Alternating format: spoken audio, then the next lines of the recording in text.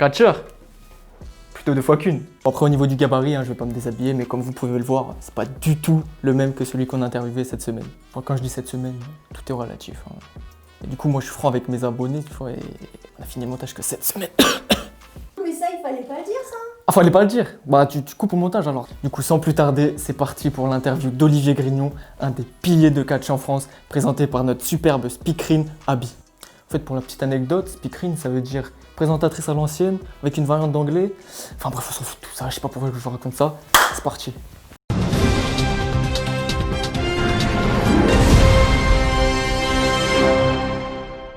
Salut à tous, bienvenue à ma toute première interview en direct de Beauvais, accueilli par Olivier Grignon, président de l'ABCA.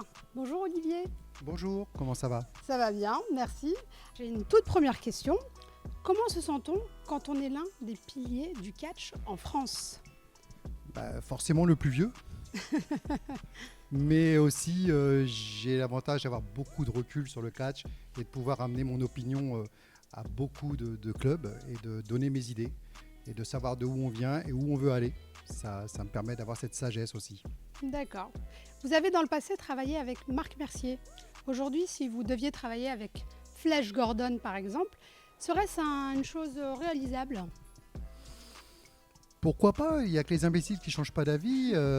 Flash Gordon, il a l'avantage d'avoir un public fidèle, de remplir les salles. Je pense qu'il a trouvé le petit truc que beaucoup n'ont pas forcément. Si je vous dis un catcheur aux États-Unis? Hulk Hogan. Hulk Hogan, pas mal. En Europe, est-ce qu'il y en a un en particulier? Louis Napoléon. D'accord. C'est quelqu'un qui m'impressionne beaucoup. D'accord, très bien.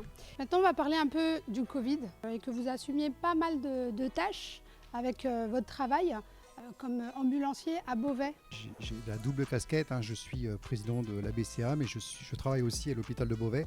Oui. Et pendant le Covid, là, j'ai fait 2 mois et demi de transport de Covid du matin au soir avec beaucoup d'heures supplémentaires, mais à la fois tellement envie de le faire parce que c'est mon job et je suis allé la peur au ventre au travail, mais c'est mon job et quelque chose nous poussait, nous les soignants, à aller aider les autres en fait. Mais on vous remercie beaucoup parce que c'était très important pour nous. Honnêtement, moi je dis toujours, j'ai fait mon job, voilà, je savais très bien à quoi m'attendre, mais en tout cas on l'a fait avec notre cœur et notre tripes. Alors maintenant on va parler aussi de travail en famille. Est-ce que c'est un avantage?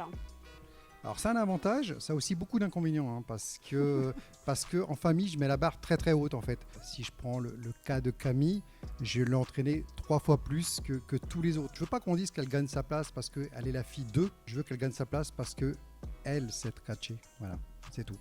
Donc c'est pas facile pour elle. En parlant de Camille, j'ai pu voir qu'elle avait écrit des choses sur vous, comme un homme qu'elle adorait, donc elle cite: l'entraîneur médiocre parle, le bon explique, le super démontre et le meilleur inspire. Elle finit par: tu es la genèse de mon inspiration. Qu'est-ce que je peux rajouter à ça, à part verser une petite larme qui est en train de me monter, donc je respire tranquillement.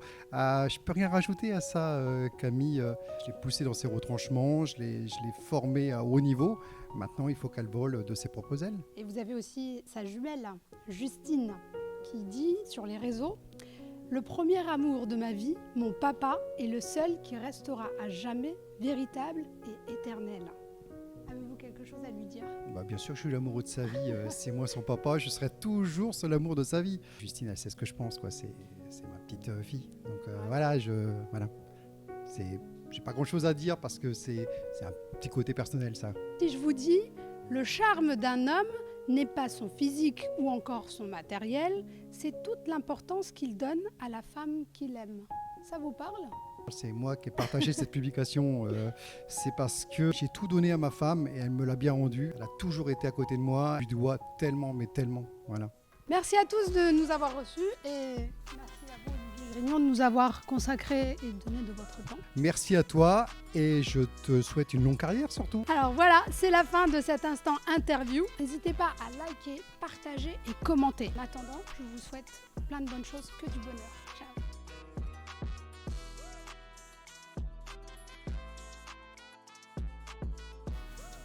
Mais pas le même gabarit que celui qu'on a interviewé cette semaine. Cette semaine.